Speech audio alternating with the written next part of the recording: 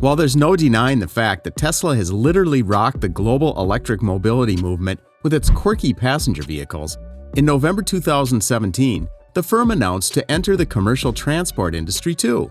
Thus, introduced was the Tesla Semi, an electric truck which after many hiccups finally, for the first time, reached its owners toward the end of last year. But despite this delay, mind you that the Semi is not just any truck.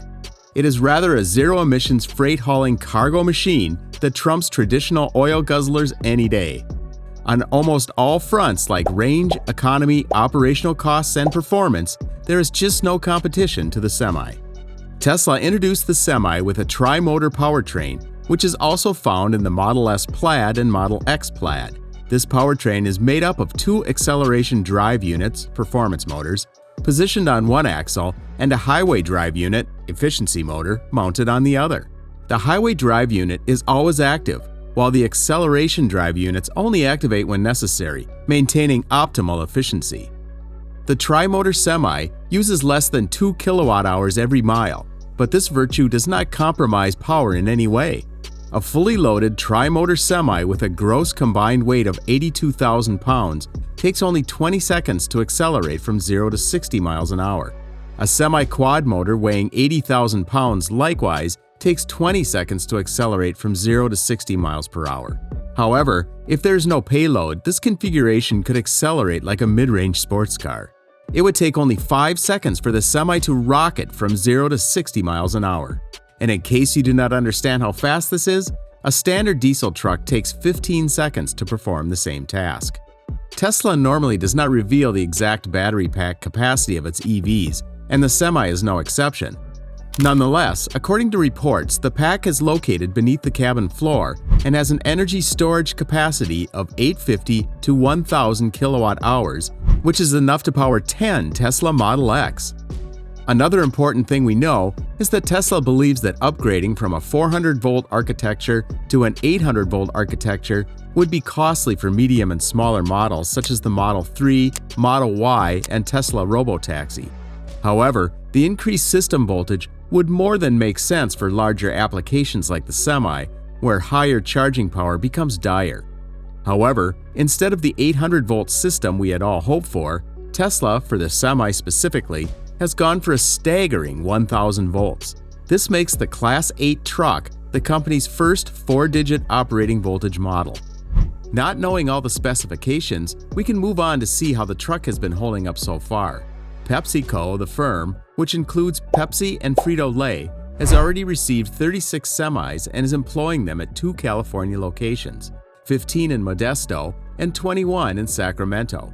The trucks go 100 miles or 160 kilometers one way from Modesto to delivery and 300 to 400 miles, 480 to 640 kilometers out of Sacramento to transport snack packets and beverage cans. PepsiCo has yet to use the entire range, but they've got somewhere close to 425 miles or 680 kilometers thus far. But if this is not the limit, then what is? Well, you might be shocked to know that when Tesla launched the Semi in December 2017, it claimed 500 miles or 800 kilometers of range at full load. And just to put it into perspective, this range is even better than most electric cars at the moment. So props to Tesla for this amazing feat. The hardware for semi-trucks has already been deployed, but autonomous driving has not yet been enabled. Nonetheless, one particular benefit the EV offers is its running cost. Although the Semi costs roughly twice as much as a diesel vehicle, its per-mile costs about 20% less. And although drivers of the firm are not authorized to be interviewed, PepsiCo officials said that the response from the truck has been positive so far. Workers no longer have to fill up and deal with diesel. Instead, they simply park the vehicle and plug it in when their shift is finished. Thus far, drivers have been pleased with the vehicle's performance. And while there have been sporadic instances of Semis breaking down, PepsiCo, like many of the self-proclaimed experts out there, views those as mainly initial issues that arise with any new technology. It is worth noting that Tesla also recently recalled its Semi due to a rollaway danger.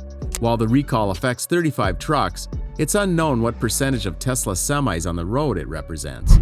According to a report, the National Highway and Traffic Safety Administration recall affects trucks manufactured between November 30, 2022 and February 28, 2023. According to the NHTSA, the semi's parking brake could fail to engage due to an air leak, providing a rollaway risk for the 82,000-pound vehicle. If the parking brakes are not engaged when the driver expects them to be and the service brakes are released, the car may move accidentally, increasing the danger of a collision. But what does this mean for the semi? Unexpectedly, not much. Because despite this bump, in addition to Pepsi, some other big names like Walmart, UPS, Ryder, and JB Hunt have also placed orders for the semi, which indicates a widespread adoption in the near future. Would the semi be able to hijack the trucking industry? What is your opinion? This brings us to the end of this video. If you liked the video, please consider subscribing and sharing so we can keep bringing more content like this. See you next time.